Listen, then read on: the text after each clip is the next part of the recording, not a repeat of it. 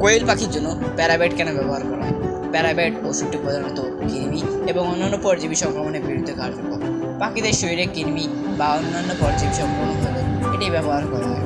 কোয়েল পাখির ক্ষেত্রে এই ওষুধটি ব্যবহার করার কারণ হতে পারে কৃমি দূরীকরণ, স্বাস্থ্য সুরক্ষা, প্রতিরোধ। কৃমি দূরীকরণ, প্যারাবাইট কৃমি বা অন্য পরজীবী দূর করে। স্বাস্থ্য সুরক্ষা, কৃমি সংক্রমণের মাধ্যমে পেটের মধ্যে পুষ্টি শোষণ ব্যাহত হয়, যা পাখির রোগ সৃষ্টি করতে পারে। প্রতিরোধ, যদি কোনো পাখির শরীরে পরজীবী প্রভাব শুরু করে তবে প্যারাবাইট ব্যবহার করে তাদের সংক্রমণ ঝুঁকি কমানো যায়।